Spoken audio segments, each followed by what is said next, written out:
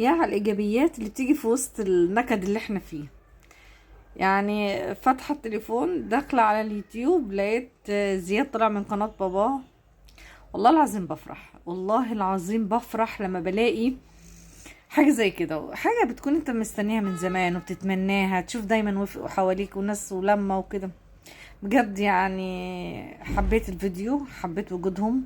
ربنا ما يحرمكم من بعض، ويجعل دايما جمعتكم دايما في الخير، ويبعد عنكم اي شر واي اذى، ويبارك لك في ولادك، ويبارك لكم في ابوكم.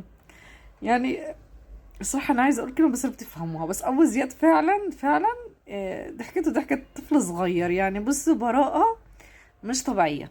ومش هعيط، تمام؟ يعني انا ما امسك دموع، عشان انا اخر مره عيطت طلعوني ترند ولبسوني مصيبه.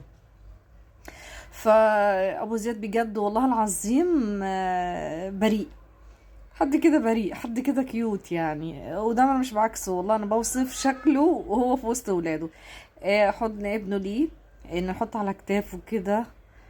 ربنا يبارك لك فيه، ما شاء الله عليه، ربنا يحفظه لك يا رب. نيره فرحتها وشها نور، ما شاء الله، الله اكبر. يا جماعه مفيش احلى ولا اجمل من لمه العيله.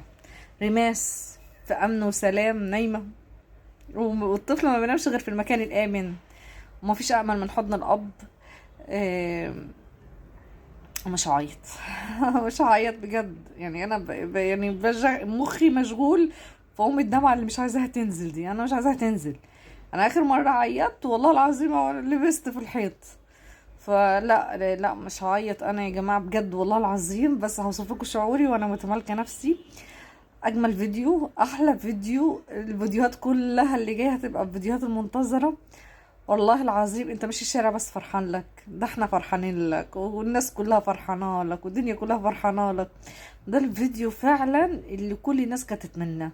زي ساعات تسمعوا دي العلاقه الوحيده اللي مصر كلها راضيه عنها، دي البيت الوحيد اللي العالم كله راضي عنه، وبيدعي لهم ربنا يهدي سرهم ويخليهم لبعض دايما، ويبعد عنهم اي شر، اي شر.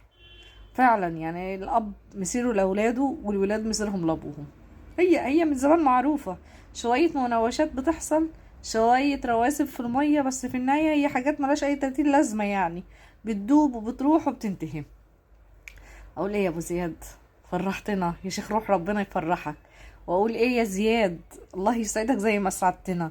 واقول ايه يا نيره؟ ربنا يبارك فيك يا رب، وتشوفك احلى عروسه قد الدنيا. واقول يا رموسه ولا يوسف، ربنا يحفظكم ويبعد عنكم شر الناس، ويخلي لكم ابوكم، ويكون خير عوض، ويكون خير سند ليكم، ويكون يا ربي يقدر يعوضكم عن الحنان اللي كنتوا تتمنوه من مامتكم. ويشهد ربنا اني انا كأم كريم، انا كأم كريم آه، مش عارفه اقول ايه، بس يعني انا بحبكم لله في لله، ولا اي مقابل ولا اي حاجه. وانتي ما تنزليش يا دمعتي، عشان انا هتعصبني، الدمعه دي هتعصبني وعايزه تنزل، وانا مش عايزه اتكلم بمشاعري. انا ام كريم من مكاني هذا بقول لكم هنشف. انا هقوى، انا هقوى، انا هتكلم. انا بقالي 2019 وانا بقول انا هقوى، انا هبقى قوية، انا مش هعيط تاني، انا مش هضعف، انا مش هبقى حساسة، انا مش هبقى حد بيحس بالناس بالطريقة دي. وبحاول وبحاول بحاول اغير، مش عارفة اتغير. مش ظابطة مع الدنيا يا جماعة. اه يا جماعة، يعني انا حاسة اني عايزة اقاوم.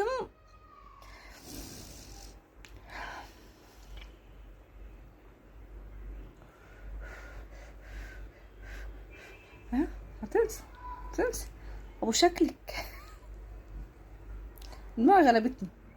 ربنا يسعدكم، ربنا يفرحكم، ربنا يرزقكم، ربنا يديكم الهنا والسرور والسعادة والفرح والأمان والاستقرار والفلوس والرضا والرزق والبركة، ويبعد عنكم الحرام، ويكفيكم شر ولاد الحرام والمستخبي والنوايا الخبيثة واللئيمة، والناس اللي بيبقوا قاعدين كايدين ليكم، والناس اللي ناويين لكم على شر، والناس اللي بيأذوكم.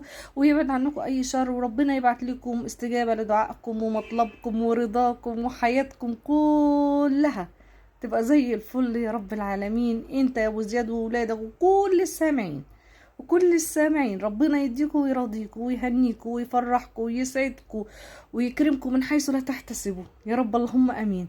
خد من قلبي وسر. هذه دعوتي اللي دايما بدعيها لكل الناس اللي حواليا، ويرزقني يعني زي ما بتمنى ليكم المثل، مش عايزة كتير بس، ويشفي كل مريض، ويفك كرب كل مكروب، وينصر اخواتنا المستضعفين في كل بلاد المسلمين، وينصر فلسطين ويكفيهم شر ولاد الطين، ويبعد عنا اي اذى، اي اذى، ونسمع كلمة تحرير والعالم كله يتحرر يا رب. اللهم امين. من كل شر، من كل فكر، من كل اذى، من كل مغرض، من كل انسان مؤذي، من كل واحد بيفكر يأذي الناس اللي حواليه، من كل واحد بيهدم قيم المجتمع، من كل واحد بيكسر خاطر حد، من كل واحد عايز يشوه صورة بلد. ربنا يكفيكوا شر الناس دول يا رب. اللهم امين.